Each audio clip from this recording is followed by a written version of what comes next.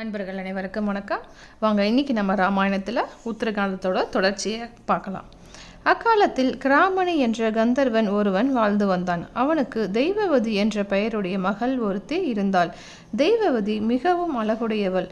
மருண்ட கண்களும் ஒசியும் இடையும் அன்னத்தின் நடையும் கொண்டவள். இனிமையுடன் இசை மீட்டி யாவரும் மனம் மகிழ பாடும் இயல்பு உடையவள். ஒப்பற்ற மாணிக்கமணியை போன்று திகழும் அழகுடைய அவளை சுகேசன் மணந்து கொண்டான். சுகேசனிடம் அவள் மாறாத அன்பு உடையவளாய் திகழ்ந்தாள். அவனுடைய செல்வத்தையும் பெற்றுள்ள வரங்களையும் கண்டு அவள் பூரித்து போனாள். தனக்கு சுகேசன் கணவனாக வாய்க்க பெற்றது தான் செய்த நட்பேறு என்று எண்ணினாள். எனவே அவனுக்கு பலவிதமான பணிவிடைகளை செய்து இன்பமுடன் வாழ்ந்து வந்தாள். சில ஆண்டுகள் கழிந்தன. யாகத்தின் போது உருவாக்கப்படும் 3 விதமான அக்னிகளை போன்று அவர்களுக்கு பிள்ளைகள் 3 தோன்றினர். மாலியவான், சுமாலி, மாலி என்ற அவர்களுக்கு பெற்றோர்கள் பெயரிட்டனர். பிறந்தவுடன் வாலிப பருவத்தை அடைந்துவிட்ட அவர்கள் தம் தந்தையை போன்று பெரும் சக்திகளை பெற வேண்டும் என்று விரும்பினர். எனவே சந்தன மரங்கள் நிறைந்த தவவனம் ஒன்றை அடைந்தனர். அங்கு கோரமான நியமங்களை கடைபிடித்தனர். உலக உயிர்களெல்லாம் நடுங்கும்படி கடுமையான தவம் செய்ய தொடங்கினர். ஐம்புலன்களின் மேல் கொள்ளும் ஆசையை ஒழித்தனர். இந்திரியங்களை அடக்கி மனதை ஒருநிலைப்படுத்தி அந்த கடுமையான தவத்தை செய்தனர்.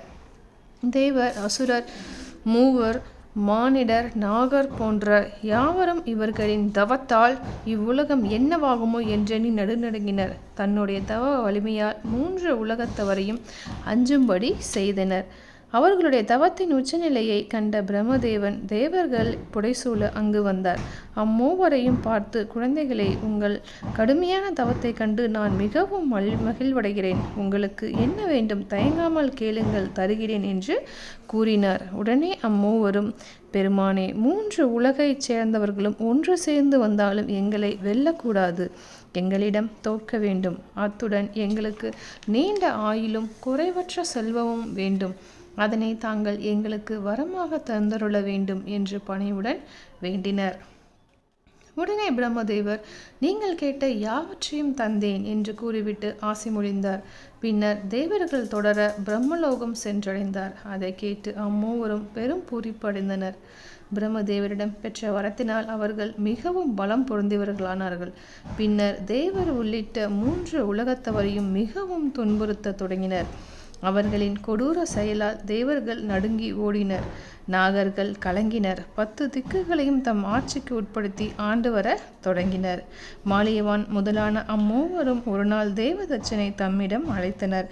அவனிடம், வல்லமை பொருந்தியவனே, தேவர்களின் நகரமான அமராவதியையும் மிஞ்சும்படியான ஒரு நகரை நிர்மாணம் செய்ய வேண்டும். அதற்கு ஏற்றதொரு இடத்தை ஆராய்ந்து அறிந்து சொல் என்று கட்டளையிட்டார்.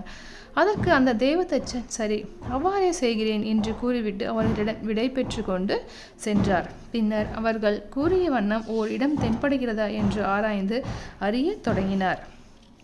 மண்ணுலகின் எல்லா இடங்களுக்கும் சென்றான். அவ்விடங்களின் நன்மை தீமைகளை பற்றி ஆலோசித்தான்.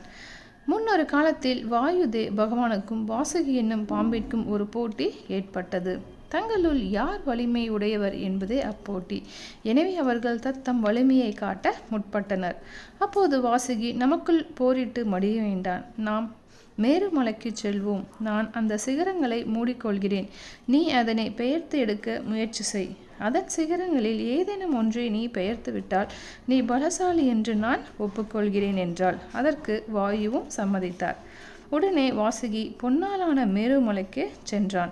அம்மலையின் 1000 சிகரங்களையும் தன்னுடைய 1000 தலைகளால் மூடி மறைத்து கொண்டாள். காற்று கடவுளான வாயுதேவன் தன் முழு வலிமையை கொண்டு அம்மேருமலையை தாக்கினான். ஆயினும் வாசுகி அதை கண்டு சலிப்படையவில்லை. விடாப்பிடியாக தன் படங்களால் அம்மலையை சிகரங்களை கெட்டியாக மூடிக்கொண்டார். வாயு பகவான் என்னென்னவோ முயற்சி செய்தும் பார்த்தான், முடியவில்லை.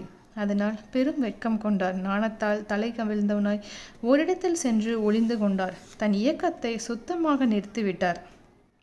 காற்றின் இயக்கம் இல்லாமல் போகவே உலகத்தவரும் கலங்கினர், புழுவாய் துடித்தனர். உடனே இதற்கு என்ன செய்யலாம் என்று தேவரும் மகரிஷிகளும் ஒன்று கலந்து ஆலோசித்தனர். பின் வாசுகியிடம் சென்றனர். அவளை சற்றே தலை சாய்க்கும்படி வேண்டினர். அதற்குரிய காரணம் என்னவென்று அறியாத வாசுகி சற்றே தலை குனிந்தார். இதனை வாயு பகவான் பயன்படுத்தி கொண்டான். கடுமையான வேகத்துடன் மோதினான். மேரு மலையே நிலை குலியுமாறு தாக்கினான். அம்மலையின் 3 சிகரங்களை மலையை அசைத்து பெயர்த்தான். அதனை அலைகள் நிறைந்த தென்கடலில் கொண்டு போய் போட்டான். அதன் பின்னர் சமாதானமடைந்து எல்லா உலக மக்களும் மகிழ்ச்சி அடையுமாறு இயங்கத் தொடங்கினான். அவனே வெற்றி பெற்றதாக வாசுகியும் ஒப்புக்கொண்டாள். இந்த விபரத்தை எல்லாம் அறிந்த தேவதச்சன் அந்த இடமே அம்மூவரும் வசிக்க தகுந்த இடம் என்று கருதினான். எனவே அதனை ஆராய்ந்து தெரிந்து கொண்டு நேரே மாலியவான் உள்ளிட்ட அம்மூவரிடம் வந்தான். அவர்களிடம், வீரர்களே, உங்கள் பூமிக்கு மூலாதாரமாகவும் தெய்வத்தன்மை பொருந்தியதாகவும் விளங்குவது மேருமலை. அந்த பொன்மலையின் முறிந்த சிகரம் ஒன்று தெற்கு சமுத்திரத்தின் கரையில் தற்பொழுது உள்ளது. அந்த இடம் 3 உச்சிகளை உடையது. அது மிகவும் அழகான தோற்றமுடையது. அந்த மலைக்கு திரிகூடம் என்பது பெயர். அதன் அருகில் ஸ்வேலம் என்ற வேறொரு மலையும் உள்ளது. அந்த திரிகூடம் நீங்கள் மூவரும் வசிப்பதற்கு ஏற்ற இடம் என்று கூறினான்.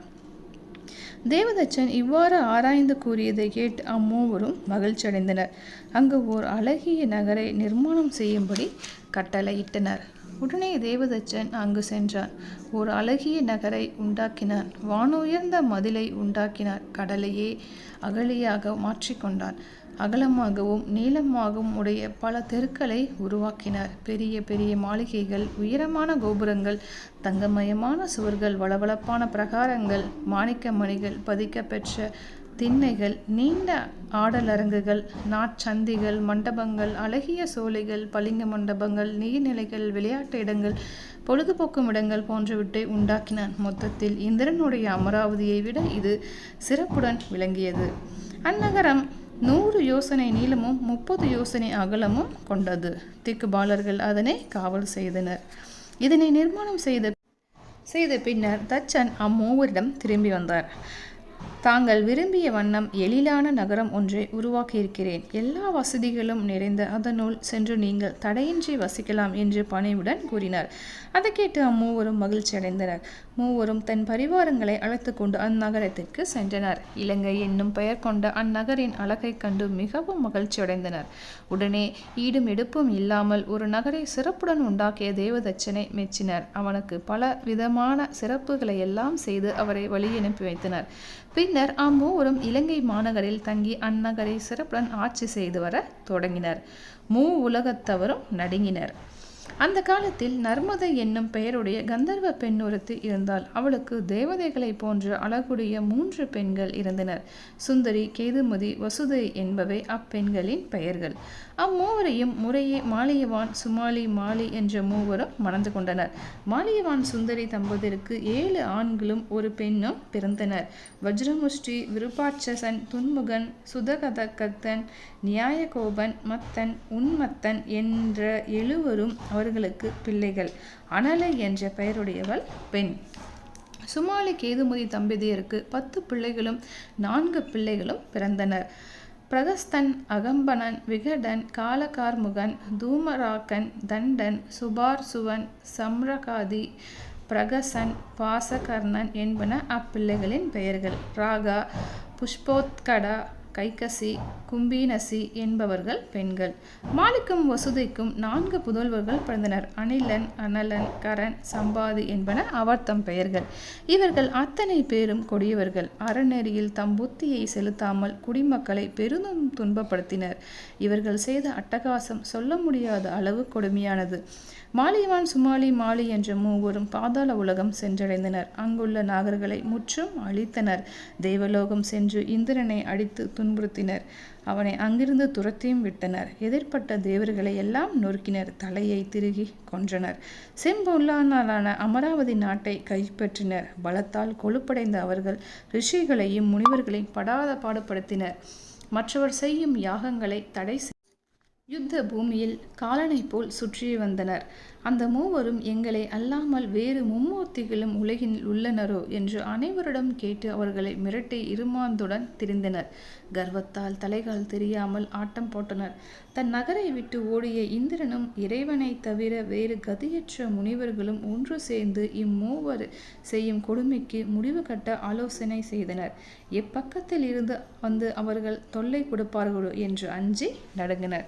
ஓகேங்க, நான் சொல்கிற விதம் உங்களுக்கு கதை சொல்கிற விதம் உங்களுக்கு பிடிச்சிருந்ததுன்னா எனக்கு லைக் பண்ணுங்கள், ஷேர் பண்ணுங்கள், மறக்காமல் கமெண்ட் பண்ணுங்கள், சப்ஸ்கிரைப் பண்ணுங்கள். நன்றி, வணக்கம்.